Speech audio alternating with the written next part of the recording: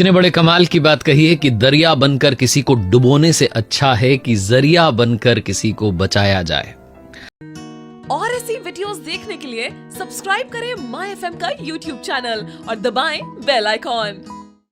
My FM से मैं हूं आरजे कार्तिक। एक बहुत सुंदर सी कहानी है। एक सज्जन रेलवे स्टेशन पर बैठे हुए थे, प्लेटफॉर्म पर इंतजार कर रहे थे अपनी ट्रेन का। एक लड़का आया बूट पॉलिश करने के लिए, उन्होंने भगा दिया उसे। वो बेचारा वापस घूम करके आया 15-20 मिनट के बाद में। इनकी ट्रेन लेट थी। फिर से उसने कहा साहब बूट पॉलिश करवा लो ना प्लीज। उन्होंने देखा तो बड़ा कमजोर सी हालत में था, ऐसा लग रहा था बड़ा बीमार सा है। इनको उस पर थोड़ी दया आ गई। उन्होंने कहा ठीक है भाई कर दे, अच्छे से चमकाना। लड़का चमकाने लगा।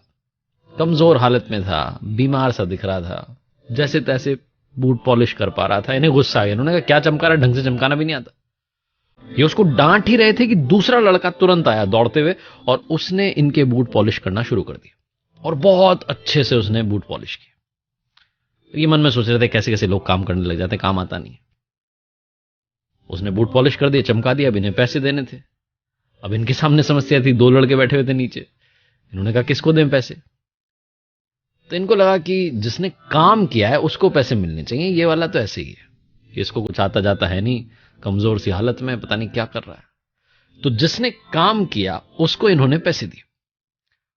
और उस लड़के ने जैसे ही पैसे लिए, उसने वो पैसे उस कमजोर वाले लड़के को दे दिए और उसकी पीठ थपथपा दी कि ठीक है जाओ किसी और को ढूंढ। वो कमजोर वाला लड़का जाने लगा और ये लड़का भी जाने लगा। ये जो साहब थे इनसे रहा नहीं, इन्होंने बुलाया उसे वापस कि भाई इधर आओ, काम तुमने किया, तुमने मेरे बूट पॉलिश किए, तुमने उस लड़के को पैसे क्यों दिए। तो उस लड़के ने कहा कि साहब 3-4 महीने पहले ये ना चलती ट्रेन में से गिर गया था, इसके हाथ पैर टूट गए थे, मरते मरते बचा है, बस जी रहा है।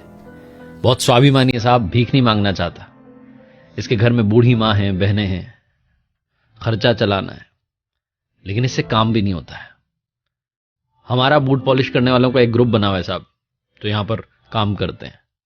और उसमें एक बूढ़े अंकल हैं, चाचा हैं, उन्होंने हमें कहा कि हम सबको इस बच्चे का ख्याल रखना है। जो अंकल हैं वो हमें समझाते हैं कि हमें इसकी मदद करनी है। वो बहुत अच्छी अच्छी बातें सुनते हैं, हमें सिखाते हैं। तो हमने ये सीखा है कि हम इस लड़के की मदद करें।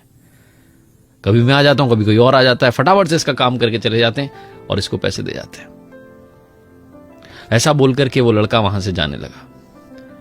ये जो साहब थे जो ट्रेन का इंतजार कर रहे थे, उन्होंने उसे वापस बुलाया, कुछ और पैसे दिए और कहा कि उस लड़के का इलाज करवाना और कोई मदद लगे तो मुझे बताना। छोटी सी कहानी सिखाती है कि जीवन में पहली बात तो स्वाभिमान बहुत मैटर करता है। दूसरी बात, अगर आपके आसपास कोई ऐसा है जिसको मदद की जरूरत है, जिसकी आप मदद कर सकते हैं, हाथ पकड़ सकते हैं, उसे आगे ले जा सकते हैं, तो आप कीजिए। क्योंकि आपको ऊपर वाले ने अपॉर्चुनिटी दी है कि आप किसी की मदद करें। क्योंकि ये जो दुनिया है, जो जिंदगी है, एक ऐसा समंदर है जिसमें हम सबको एक दूसरे का हाथ थाम करके लहरों का सामना करना है। एक बार फिर से वही बात जो अक्सर आपसे कहता हूं, प्रभु के आशीर्वाद के साथ, अपनी मेहनत और अपनों के प्यार के साथ कर दिखाओ कुछ ऐसा कि दुनिया करना चाहे आपके जैसा। ऐसे ही वीडियोस देखने के लिए सब्सक्राइब करें माय एफएम का ऑफिशियल यूट्यूब चैनल। याद रखिए अगर आप कुछ अच्छा सुन रहे हैं तो माय एफएम सुन रहे हैं। चलो आज कुछ अच्छा सुनते हैं।